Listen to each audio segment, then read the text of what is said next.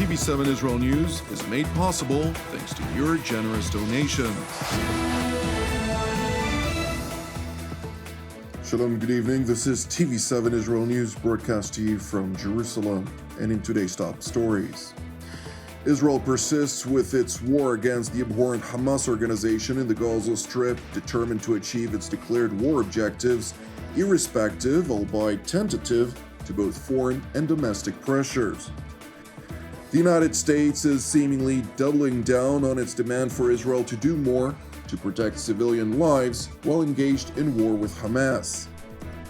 Syria blames Israel for a deadly strike on targets housing Iranian-proxy forces in the vicinity of its capital, Damascus. Israel persists with its war against the abhorrent Islamist Hamas terror organization in the Gaza Strip, determined to achieve its declared objectives, irrespective, albeit tentative, to both foreign and domestic pressure that is seemingly mounting on Jerusalem. In brief opening remarks at the weekly cabinet meeting, Israeli Prime Minister Benjamin Netanyahu read a letter by scores of bereaved families whose sons and daughters have paid the ultimate sacrifice in the battle for Israel's security.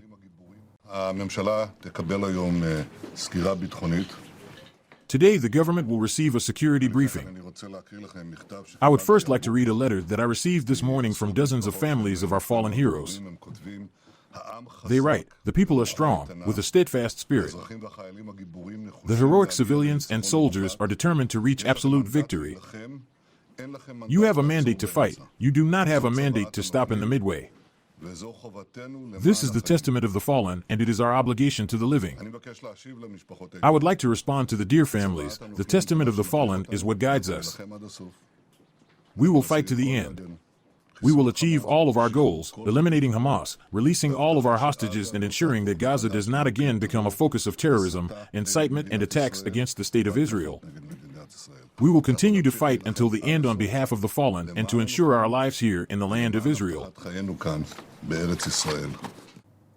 While families whose loved ones made the ultimate sacrifice are steadfast in urging the government to unyieldingly persist, families of hostages, alongside hostages that have been freed from Hamas captivity, are doubling down on their efforts to pressure the government to adopt yet another humanitarian pause that would facilitate the return of additional Israeli hostages from Hamas captivity.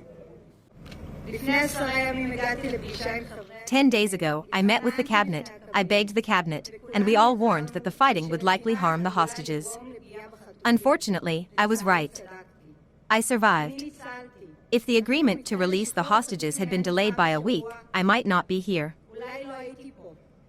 The hostages are experiencing hell, and they are in mortal peril. Every day. Every house is critical. Israel must offer another hostage release deal and get the international community to back it.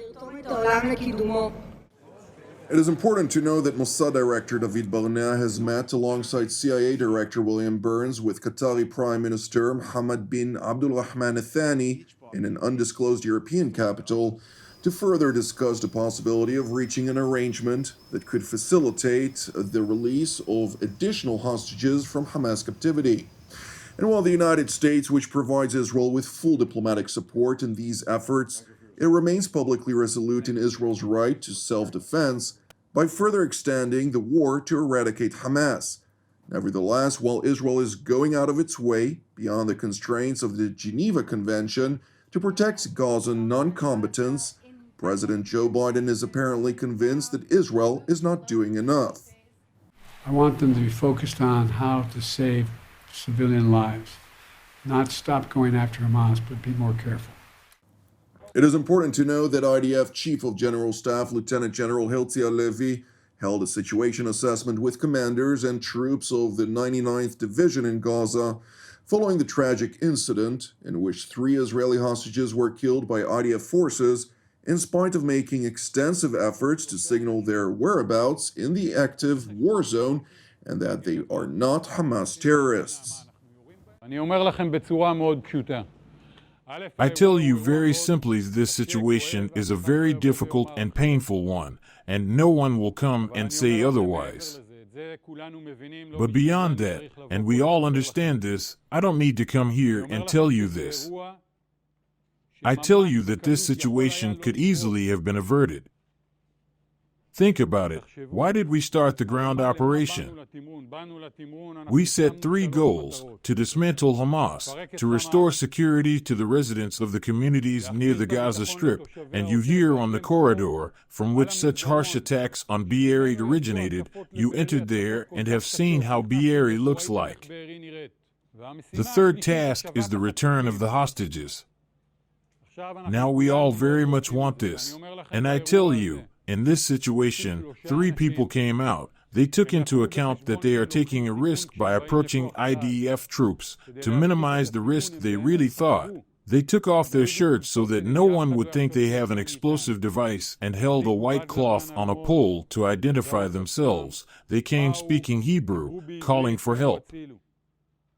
And we really are soldiers whom I haven't met yet, but I'm sure they are the best, because everyone wants to do well, and I'm sure they were confident they were doing the right thing. However, I'm speaking to you not to say if they were right or wrong, but so that we will be right going forward.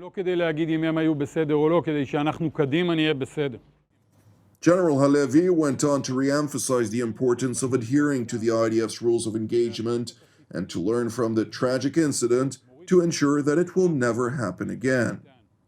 You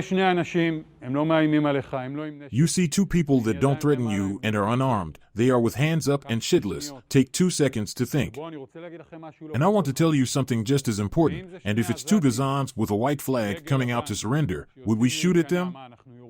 Absolutely not. Absolutely not. That's not the way in which the IDF conducts itself. I'm telling you, whoever got confused here. Even those who fight us, when they lay down their arms and raise their hands, we arrest them, we don't shoot them. We get a lot of intelligence from the captives. We already have over 1,000. We don't shoot them because the IDF doesn't shoot a person who raises their hands. That's strength, not weakness. Meanwhile, in Israel, U.S. Secretary of Defense Lloyd Austin, along with the U.S. military chairman of the Joint Chiefs of General Staff, namely General Charles Brown, arrived in Tel Aviv this morning, where they held consecutive meetings with Jerusalem's top leadership to further deliberate the war versus Hamas, alongside other regional threats and hostilities that are directed by no other than the Islamic Republic of Iran. And while these meetings are ongoing, it follows a separate visit by U.S. National Security Advisor Jake Sullivan, who highlighted Washington's determined support for Jerusalem, alongside expectations of alleviating the humanitarian consequences of this war on the population of Gaza. When Israel launched this campaign to root out the terrorist threat that Hamas poses to the state of Israel, it made clear from the beginning that this war would proceed in phases. We are now in the middle of a high-intensity phase with ongoing ground operations, military operations, in both the northern half and the southern half of Gaza. But there will be a transition to another phase of this war, one that is focused in more precise ways on targeting the leadership and on intelligence-driven operations that continues to deal with the ongoing threat that Hamas poses. This fight against Hamas, a deeply entrenched terrorist group in Gaza, is going to take time, and it's going to happen in phases. And we've said that from the beginning. And so there's no contradiction between saying the fight is going to take months and also saying that different phases will take place at different times over those months, including the transition from the high-intensity operations to more targeted operations. Sullivan further noted that while aligned with Israel's war objectives, efforts to protect the civilians in Gaza is similarly paramount, a position acknowledged by Jerusalem repeatedly. Distinguishing between innocent Palestinian people on the one hand and Hamas on the other hand is not just a moral question, though it is a moral question because innocent people's lives should be sacred and protected. It's also a strategic question for Israel. And I think my Israeli counterparts didn't just acknowledge that, they very much indicated that their goal is to try to distinguish between innocent Palestinians and Hamas as we go forward. And we will continue to reiterate both publicly and privately our commitment to the notion that every innocent life should be sacred and should be protected. The U.S. National Security Advisor went on to address hostilities which the Islamic Republic of Iran directs at Israel via its proxies in Lebanon and Yemen, among other sectors.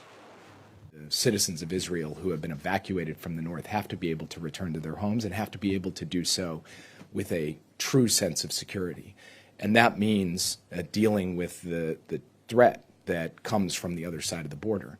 But we also believe that that threat can be dealt with through diplomacy and does not require the launching of a new war.